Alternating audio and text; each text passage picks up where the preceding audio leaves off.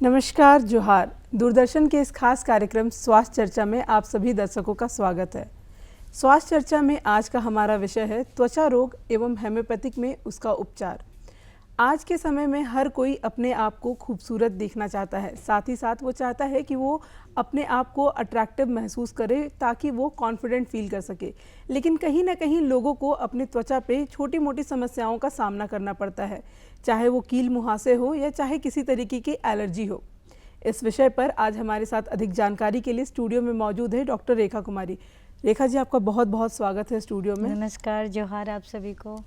रेखा जी, जिस तरीके से त्वचा रोग में जो लोगों को समस्याओं का सामना करना पड़ता है, आज के समय में हर कोई चाहता है कि वो खूबसूरत दिखे, वो अट्रैक्टिव लगे, लेकिन कहीं ना कहीं लोगों को त्वचा में अपनी कुछ ना कुछ परेशानियों का सामना करना पड़ता है।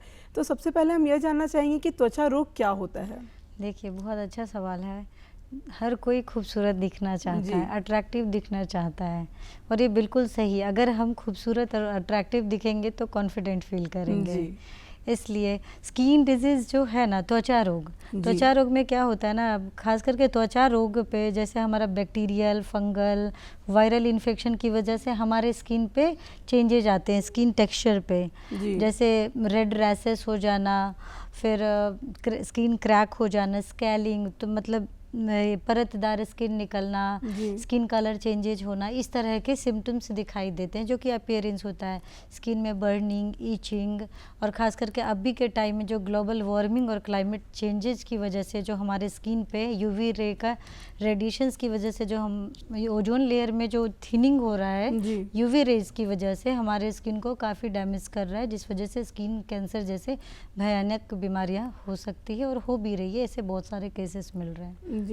जी, लोगों को आम तौर पे त्वचा रोग जब होता है तो वो समझ नहीं पाते हैं, क्योंकि त्वचा रोग जो है वो अमूमन तौर पे लोगों को समझ में नहीं आता कि किस तरीके से वो हो रहा है, क्या उसके लक्षण किस तरीके से लोगों को दिखे तो जाकर के डॉक्टर से संपर्क करें। एक्चुअली होता क्या है, पेशेंट को लगता है कि रैशेस हो गया है और तो मामूली सी आप बात है, वो अवॉइड करते हैं। उनको पता नहीं, उनको रूट कॉजेज मालूम नहीं कि आखिर ये स्किन रैशेस हो क्यों रहे हैं, किस वजह से हो रहे हैं। अगर उन्हें बचाव मालूम होगा तो अपने आप को प्रोटेक्ट कर पाएंगे इस तरह की बीमारियों से। जैसे अभी के टाइम में देख रहे हो, थायराइड के पेशेंट को भी थायराइड की वजह से स्किन डिजीजेज हो रहे हैं। अब जो डायबिटिक पेशेंट है उनको स्किन इन्फेक्शन ज़्यादा होता है, वो प्रोन होते हैं स्किन इन्फेक्शंस के लिए।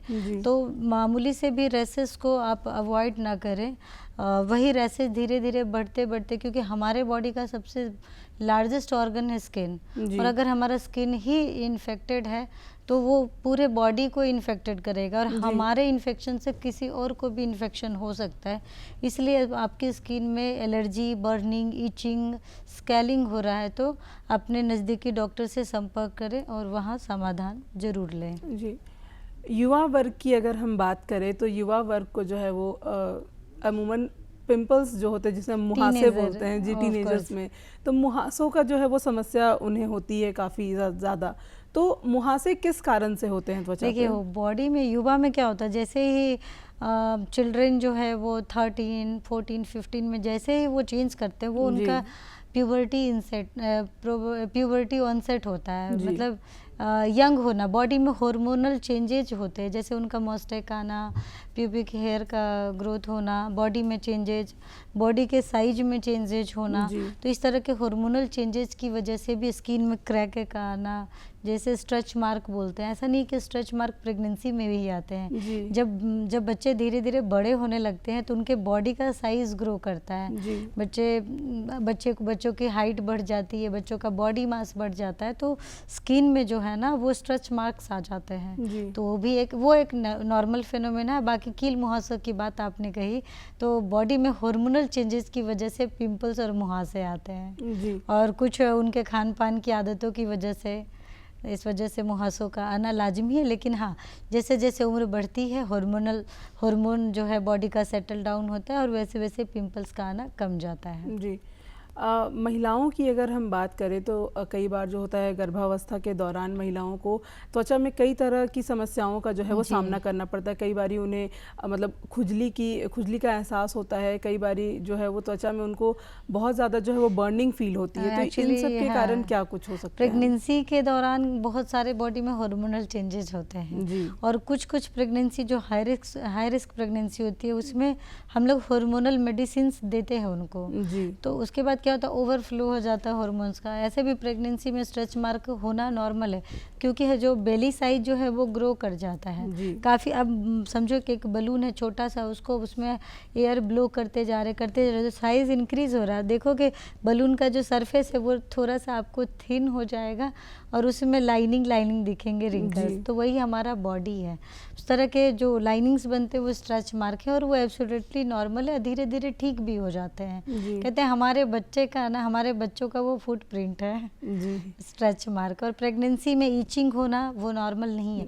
अगर एक्सेस ईचिंग हो रहा है, रैसेस हो रहा है, बर्निंग हो रहा है, तो अपने डॉक्टर से कंसल्ट करें, क्योंकि हो सकता है लीवर एंजाइम का बढ़ जाने की वजह से SGPT SGOT अगर बढ़ जाता है, एक अपर लिमिट से ज़्यादा 40 एबव हो जाता है SGPT, तो बॉडी में बहुत सारे ईचिंग होने लगते हैं। और वो ईचिंग को मामूली ना समझे, वो बच्चों के ब्रेन पे भी इम्पैक्ट करता है। इसलिए तुरंत से तुरंत अपने डॉक्टर से संपर्क करें। जी। जिस तरीके से त्वचा रोग लोगों का होता है, तो दिनचर्या आज के समय में जो है वो काफ़ी कुछ मतलब गड़बड़ चल रहा है लोगों का, लाइफस्टाइल चेंजेस हो रहा है। तो ऐसे में लोग कौन सी सावधानियों को बरतें जिससे उन्हें त्वचा रोग ना हो? तो सबसे पहली बात क्या है ना कि हाइजीन को मेंटेन करना चाहिए। अगर हम हाइजीन मेंटेन करेंगे, हैंड वॉश करेंगे, डेली ठंडे पानी से स्नान करेंगे, चूँकि अब गर्मियों का मौसम आ रहा है, तो ठंडे पानी से, फ्रेश वाटर से स्नान करें और ख़ुद को साफ़ सुथरे रखें, साफ़ सुथरे कपड़े पहने। अगर किसी पेशेंट को स्किन इन्फेक्शन है, जैसे एक्जिमा, खुजली, रिंग वर्म, इस तरह का है, वो पेशेंट को ज़्यादा सावधानी बरतने की ज़रूरत है। क्योंकि एक तो आप ऑलरेडी इन्फेक्टेड हो, लेकिन आपके आसपास आपके फैमिली मेम्बर, आपके आप रिंग वर्म जो है वो फैलता है, दांत, खाज, खुजली जैसा कुछ बोलते हैं उसको। तो उनके क्लॉथ्स अगर किसी दूसरे में, अगर उनके टॉवल अगर यूज़ कर लिए कि उनके फैमिली मेम्बर या कोई भी उनके क्लोज पर्सन, तो उससे उनको रिंग वर्म होने के चांसेस बढ़ जाते हैं। तो इस वजह से खुद को साफ़ सुथरा रखें, स्वच्छ रखें और साफ़ सुथरे लाइफस्टाइल को मेंटेन करें। अगर जो इन्फेक्टेड पर्सन है उसको बॉइल्ड वाटर, गर्म पानी में अपने कपड़े धोए, एंटीसेप्टिक सॉल्यूशंस डालकर और खूब अच्छे से उसको धूप से सुखाएं। इससे फंगस जो है ना वो मर जाएगा और आपका कपड़ा ठीक हो जाएगा। क्योंकि आप खुद एक सोर्स है। मीडिया कहते हैं ना कि मलेरिया एक मच्छर के काटने से, तो मच्छर तो मीडिया है। उसी तरीके से खुद को मीडिया ना बनाए दूसरों को इन्फेक्शन करने के लिए। रेखा जी, आपने एक्जिमा के बारे में बताया। एक्जिमा आज के समय में जो है वो काफ़ी ज़्यादा मतलब बोल सकते हैं कि वो प्रचलित हो चुका है। हर एक दूसरे इंसान से अगर हम बात करें तो उसे एक्जिमा की समस्या रहती है। सबसे पहले तो मतलब दर्शकों को ये समझाइए कि एक्जिमा क्या होता है। ऑफ कोर्स पेशेंट को डिफ्रेंशिएट कर पाना थोड़ा मुश्किल होता है। एक्जिमा, एटोपिक डर्मेटाइटिस और रिंग वर्म इन्फेक्शन और सोरियासिस, ये तीनों के स्किन के फीचर्स अलग होते हैं। रिंग वर्म और ये सोराइसिस, ये दोनों के फीचर्स सेम होंगे, थोड़े बहुत डिफरेंसेस। कि एक्जिमा में क्या होता है, स्किन में बहुत खुजली होती है, बर्निंग होती है, स्किन रेड हो जाता है और वो आपके बॉडी के इनर पार्ट में होता है। जैसे कि आपके नेक के पीछे वाले हिस्से में होगा, आपके अंडर आर्म में, थाई में जो पेशेंट होता है। क्योंकि क्लाइमेटिक चेंजेस की वजह से समर में इस तरह की बीमारियां ज़्यादा देखने को मिलती है।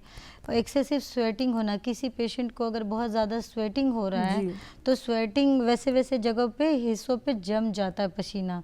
जैसे अंडर आर्म हो गया, एल्बो के पास हो गया, अंडर थाई हो गया, जो हमारा प्राइवेट पार्ट थाई के पास हो जाता है, जहाँ ज़्यादा पसीना आता है तो वहाँ पे इन्फेक्शन होने के चांसेस ज़्यादा होते हैं। इसलिए खुद को साफ रखें और कॉटन वेयर ज़्यादा पहने, खुले साफ़ सुथरे कपड़े पहने और फुल स्लीव्स के कपड़े पहने। क्योंकि समर में जो होता है स्किन टैनिंग की वजह से स्किन में बर्निंग और ऊपर से ड्राइनेस ज़्यादा होता है। स्किन में ड्राइनेस एक मेजर कॉजेज है स्किन इन्फेक्शंस का। या फिर किसी तरह की सर्जरी हुई है पेशेंट को, वहाँ पे स्किन कटा फटा है तो वहाँ भी इन्फेक्शंस ग्रो करने के चांसेस होते हैं।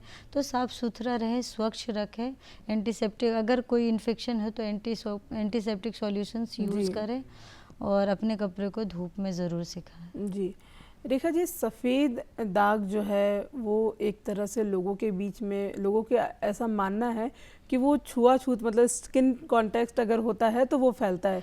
ये कितना मिथ है, कितना सही है, और सफ़ेद दाग क्यों होते हैं? देखो, सफ़ेद मिथ का तो कुछ कह नहीं सकते। सफ़ेद दाग ल्यूकोडर्मा विटिलिगो मेडिकल टर्म में हम लोग बात करते हैं, लेकिन कुछ लोग इसको माता का श्राप मानते हैं कि छठ माई का श्राप लगा है। तो ऐसे बहुत सारे पेशेंट आते हैं और वो पेशेंट अलग थलग हो जाते हैं, जबकि उस पेशेंट का किसी तरह का रोल नहीं है कि उनकी वजह से, और ल्यूकोडर्मा जो है सफ़ेद दाग वो किसी से फैलता नहीं है, वो एक ऑटो इम्यून डिजीज़ है, शरीर में उस तरह का होता है। इसमें क्या होता है ना, बॉडी में, हमारे बॉडी में, अब हमारा स्किन कलर कैसा है वो मेलानोसाइट्स पे डिपेंड करता है। अगर किसी के बॉडी में स्किन कलर ज़्यादा है, डार्क कॉम्प्लेक्शन है, तो उसके बॉडी में प्रचुर मात्रा में मेलानोसाइट्स, मेलानिन पिगमेंट्स की वजह से उसका स्किन का कलर है। अब जैसे सफ़ेद दाग में होता क्या है, मेलानोसाइट्स जो पिगमेंट्स होते हैं, मेलानिन पिगमेंट्स, वो धीरे धीरे लॉस होने लगते हैं, धीरे धीरे वो पिगमेंट्स जो है बनना बंद कर देते हैं, और जिस वजह से स्किन का कलर सफ़ेद है। क्योंकि पूरे होल बॉडी में किसी का होता है, किसी को चिन के पास होता है, किसी को आईब्रो के पास, फेस के पास, तो थोड़े थोड़े हुए थे। ऐसा तो नहीं कि उसका बॉडी का पूरा पिगमेंट चला गया, मेलानिन पिगमेंट, लेकिन शरीर के कुछ कुछ हिस्सों में होता है। तो ये कोई छुआछूत की बीमारी नहीं है, मैं साफ कह देती हूँ। पेशेंट जिनको होता है, जो सफ़र करते हैं, लोग उनसे छुआछूत जैसा व्यवहार करते हैं, वो खुद ही अपना सेल्फ कॉन्फिडेंस लूज़ कर देते हैं, और कई बार वो लोग सुसाइड तक करने की कोशिश करते हैं कि लोग मुझे इस तरीके से ट्रीट करते हैं, इल बिहेवियर मेरे साथ शो करते हैं, मेरे घर वाले मेरे साथ साथ में खाना पीना शेयर नहीं करना चाहते। तो इस तरह की भ्रांतियां हैं समाज में, लेकिन मैं ये बताना चाहती हूँ, होम्योपैथी के माध्यम से बहुत ही शानदार इलाज है विटिलिगो का, और बहुत अच्छे जगह जाएँ, अच्छे होम्योपैथिक डॉक्टर से मिलें और 3 से 6 महीने तक इलाज कंटिन्यू करें। और कुछ इसमें सावधानियां बरतनी होती है खान पान में मैं ये जो बोलते हैं ना कि लहसुन प्याज अदरक ये सब नहीं खाना चाहिए, ये सब रॉन्ग है, ये मिथ है। होम्योपैथी में ऐसा कुछ भी नहीं है। आप टॉक्सिक चीज़ें ना खाएं ना, अब मोस्टली स्पाइसी ऑयली फूड खाएंगे तो आपको दिक्कत ही होगी। अगर कोई डायबिटिक पर्सन है, उसको शुगर खाने के लिए मना करो, तो वो तो लाइन ऑफ ट्रीटमेंट है ना, इसमें कोई बाध्यता नहीं है। होम्योपैथिक ट्रीटमेंट में किसी तरह की बाध्यता नहीं है, लेकिन हाँ, टॉक्सिक चीज़ें मत खाएं। अब अल्कोहल टोबैको तो हम लोग बोलेंगे ही छोड़ो ना, है कि नहीं? जी रेखा जी, कई बार देखा जाता है कि न्यू बॉर्न जो बेबी होते हैं उनका स्किन टेक्सचर में काफ़ी बदलाव रहता है। स्किन टेक्सचर जो है वो नॉर्मल नहीं होकर के काफ़ी जो है वो फटा फटा हुआ नज़र आता है, तो उसका क्या कुछ कारण हो सकता है? देखो, छोटे बच्चे जो होते हैं ना, उनका स्किन जो होता है ना, क्योंकि वो यूट्रस में रहे, एक अलग ही इन्वायरमेंट में रहे, इसके बाद वो आते हैं, हमारा ये क्लाइमेट चेंज इतना ज़्यादा, इतना कभी गर्मी कभी ठंडा मौसम, अभी आप निकलो तभी रहेगा कि बादल छाया, फिर इतनी तेज़ धूप और फिर तुरंत बारिश।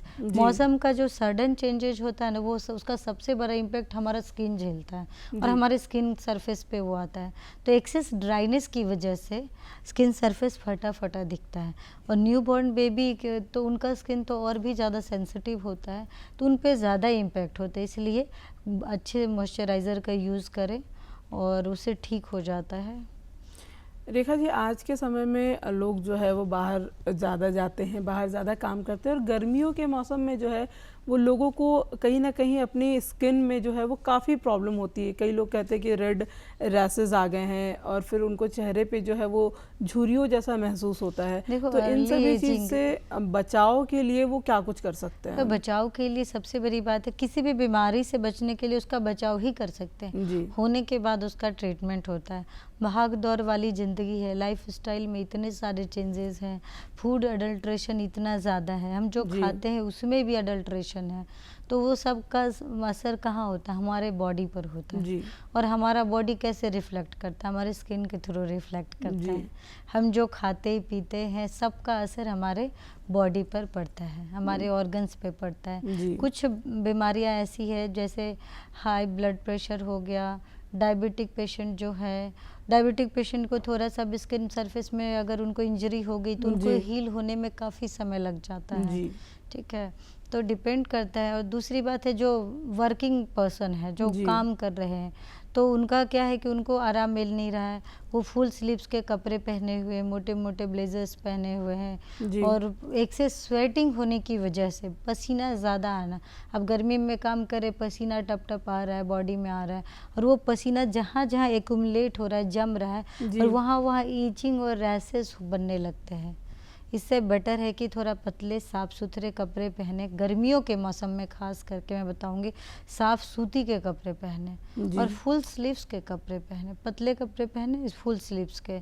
और अगर आप बाहर निकल रहे हैं तो कैप, जो पुरुष हैं वो कैप लगा के निकलें, और जो महिलाएं हैं वो दुपट्टा से फेस कवर करके या सर को ढक करके निकलें, क्योंकि वो आपका स्किन ही नहीं आपके हेयर को भी डैमेज कर रहा है। यूवी रेडिएशंस की वजह से ये सब होता है। समर में खास करके इस तरह की प्रॉब्लम देखा जाता है। स्किन में टैनिंग की वजह से सन का एक्सपोजर डायरेक्ट हमारे स्किन सरफेस पे हो रहा है, तो हमारे स्किन का कलर भी चेंजेज हो रहा है, जिसको आप लोग स्किन टैनिंग बोलते हैं। सनबर्न भी, सनबर्न के तो एक ऐसे केसेस मैंने देखा कि उनके पूरा बैक में एकदम पूरा ब्लैक, पर्सन का बॉडी एकदम, person white hair fair complexions का है, लेकिन उनका बैक पूरा बर्न के हो गया है। तो अपने आप को ढक कर रखें, और जितना ज़्यादा से ज़्यादा यूवी रेडिएशन से बचने के लिए ढक के रखें, और सनस्क्रीन का इस्तेमाल करें। अगर बाहर निकल रहे हैं तो अपने हैंड में, फेस में, नेक, जो एक्सपोज्ड एरिया उस पर सनस्क्रीन ज़रूर लगाएं। जी रेखा जी, जितनी भी त्वचा से संबंधित रोग होते हैं उनका होम्योपैथिक में किस तरीके से उपचार होता है? देखो, सबसे बड़ी बात क्या है ना, डिपेंड करता है कि स्किन डिजीज़ है कौन सा टाइप का। अगर एक्जिमा है तो उसका अलग ट्रीटमेंट करेंगे, अगर फंगल इन्फेक्शन है, वायरल इन्फेक्शन है, बैक्टीरियल इन्फेक्शन है, डिपेंड करता है कि किस तरह का इन्फेक्शन हुआ है। और कहते हैं ना होम्योपैथी में सिम्टम्स के अकॉर्डिंग ट्रीटमेंट करते हैं। सिम्टम्स हो गया, कॉम्प्लेक्शन हो गया, और डायग्नोसिस, हम लोग ट्रीटमेंट कुछ ब्लड टेस्ट कराते हैं।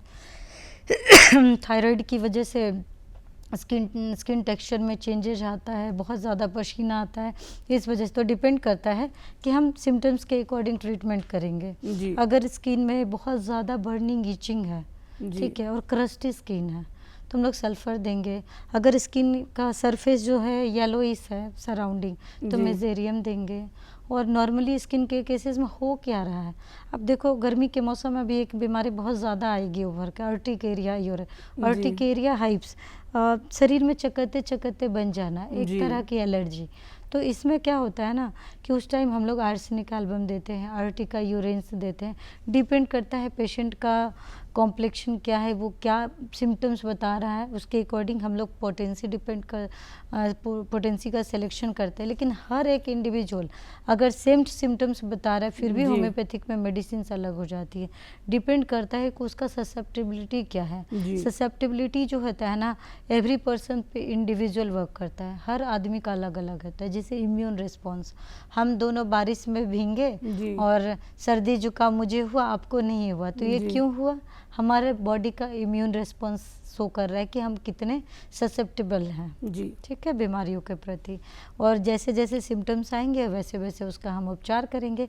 और होम्योपैथी में बहुत अच्छी अच्छी मेडिसिन है, खास करके सोराइसिस के केसेस में। सोराइसिस के केसेस में एलोपैथिक में क्या होता है, स्टेरॉइड देते हैं, जब तक आप मेडिसिन खा रहे हैं तब तक आपका ठीक हो रहा है। लेकिन आप जैसे ही मेडिसिन छोड़ते हैं उसके बाद फिर वो हो जाता है रीअकरेंस होना बीमारियों का, जैसा आपने बताया था पुनरावृत्ति।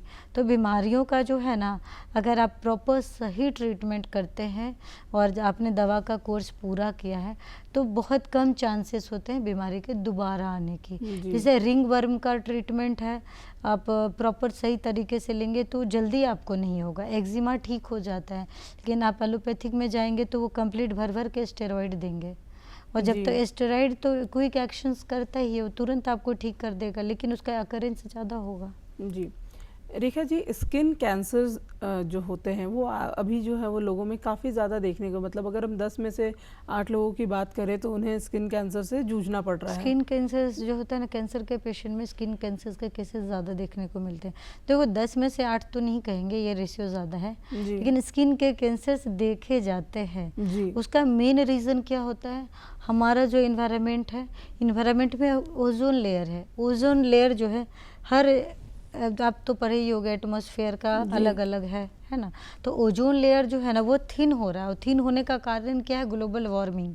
ओजोन लेयर जो है वो जो यूवी रेज की वजह से वो उसका जो है ना परत जी उसमें छेद हो रहा है। ओजोन लेयर में छेद होने की वजह से स्किन के कैंसर ज़्यादा दिख रहे हैं, ट्रॉपिकल एरिया में दिख रहे हैं।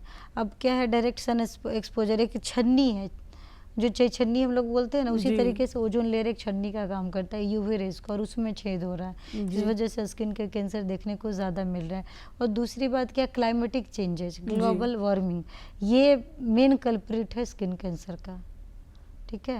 अब स्किन के कैंसर में भी हमारा मेडिसिन का सिलेक्शन अलग हो जाता जी है, और किस तरह का सिम्टम्स आ रहा है, स्किन का टेक्सचर किस तरीके से दिख रहा है, ईचिंग है या नहीं, और अगर ईचिंग है, रेडनेस नहीं है, क्रस्ट नहीं है, तो डिपेंड करता है, या स्वेलिंग है पूरा ज़्यादा, तो हमारा मेडिसिन का सिलेक्शन डिपेंड करेगा पर्सन के कॉम्प्लेक्शन पे और उनका ससेप्टेबिलिटी पे। जी रेखा जी, जैसा आपने अभी बताया कि गर्मियों के मौसम में जो है वो लोगों को काफ़ी परेशानियाँ होती है। गर्मियों में एक आम बीमारी जो है वो घमौरियों की जो बीमारी होती है, ऑफ कोर्स उसका होम्योपैथिक में किस तरीके से उपचार हो देखो, सकता है? घमौरिया गर्मियों में सामान्य था, छोटे जी बच्चे बड़े बूढ़े सबको हो जाता है। जी ये एक्सेस स्वेटिंग की वजह से, गर्मी जब क्लाइमेट जब टेम्परेचर 40+ जैसे जैसे जाता है ना, स्वेटिंग ज़्यादा जी होने लगता है, ह्यूमिडिटी प्रेसिपिटेशन से ज़्यादा होता है, इस वजह से बॉडी में रैसेस घमौरियाँ होने लगती है। घमौरियों का भी बहुत ही अच्छा इलाज है होम्योपैथिक में। जी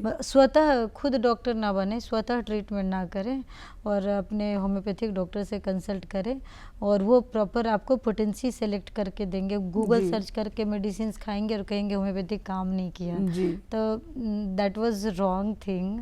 इसके लिए आपको प्रॉपर डॉक्टर्स के पास जाना होगा, अपने सिम्टम्स बताने होंगे, जी और उन्होंने जो मेडिसिन का कोर्स दिया है उसको आप करें, और आप ज़रूर ठीक हो जाएंगे। एक चीज़ मैं बताना चाहूँगी, इन सब बीमारियों का जो रूट कॉजेज है ना, हमारा लाइफ स्टाइल, जी हमारा लाइफ स्टाइल अगर सही रहेगा, हमारा खान पान सही रहेगा। अब गर्मी ऑलरेडी बहुत ज़्यादा है, हमारा बॉडी ऑलरेडी हीट जनरेट कर जी रहा है, और वैसे में हम तला भुना चाइनीज़ फूड खाएंगे, मोमोज खाएंगे, और खूब मसालेदार खाएंगे, तो वो सारा पिंपल्स के फॉर्म में हमारे बॉडी में आएगा, हमारे बॉडी में चेंजेज होगा। इस तरह के रिएक्शंस हमारे बॉडी में कहाँ आएगा, तो हमारे स्किन सरफेस पे रिफ्लेक्ट करेगा। तो इन तरह, और खूब सारा पानी पिया, बॉडी को हाइड्रेटेड रखने की कोशिश करें, तो बहुत हद तक, क्योंकि हमारा बॉडी जो है, हमारा बॉडी के अंदर हमारा एक एक्सक्रीटरी ऑर्गन है जो कि वो बिना कहे ही काम किए जा रहा है। इसलिए खुद को हाइड्रेटेड रखे, खूब पानी पिए, तरल पदार्थ का सेवन ज़्यादा करें। जी जिस तरीके से होम्योपैथिक में उपचार होता है लोगों का, तो उस उपचार में क्या कुछ जो है वो सावधानियां बरतनी पड़ती है? क्योंकि कई बार जो है वो लोगों को त्वचा संबंधित रोग जो होते हैं, तो उसमें दवाई के साथ साथ कुछ खान पान जो है वो प्रतिबंध कर दिए जाते हैं कि ये खान पान आपको नहीं लेना है, वरना इससे आपका होम्योपैथिक का जो दवा है वो असर नहीं करेगा। बहुत सही कहा आपने, लेकिन मेरा जहाँ तक मानना है, जो मेरे पेरिफेरी में पेशेंट्स आते हैं, मैं ऐसा कुछ भी नहीं करती हूँ। सबसे पहली बात क्या है, मैं यही बोलती हूँ, साफ़ सुथरा खाना खाएं, साफ़ पानी पिए, साफ़ सुथरे रहें, रोज़ स्नान करें, साफ़ सुथरे कपड़े पहने, और खान पान जो हो वो बैलेंस्ड हो।